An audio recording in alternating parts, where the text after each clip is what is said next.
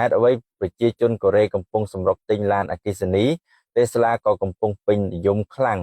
បច្ចុប្បន្ននេះនៅប្រទេសកូរ៉េខាងត្បូងឡានអគ្គិសនីកំពុងកើនឡើងយ៉ាងឆាប់រហ័សមិនថានៅតាមដងផ្លូវចំណតរថយន្តឬផ្សារទំនើបទេយើងអាចឃើញឡានអគ្គិសនីកាន់តែច្រើនពីមួយថ្ងៃទៅមួយថ្ងៃមូលហេតុសំខាន់បំផុតគឺការគាំទ្រពីរដ្ឋាភិបាលអ្នកទិញឡានអគ្គិសនីអាចទទួលបានប្រាក់ឧបត្ថម្ភជិត 6.8 លានវ៉ុនឬប្រហែល $5,000 ហើយអ្នកដែលប្តូរពីឡានសាំងឬម៉ាស៊ូតចាស់មកប្រើឡានអគ្គិសនីក៏អាចទទួលបានប្រាក់លើកទឹកចិត្តបន្ថែមផងដែរក្រៅពីនេះឡានអគ្គិសនីក៏ជួយសន្សំសំចៃថ្លៃប្រេងថ្លៃថែទាំទាបនិងជួយកាត់បន្ថយការបំពុលបរិស្ថានចំពោះម៉ាកដែលកំពុងពេញនិយមជាងគេនៅកូរ៉េមាន Hyundai ជាមួយ Ioniq 5 និង Ioniq 6 Kia ជាមួយ EV6 និង EV9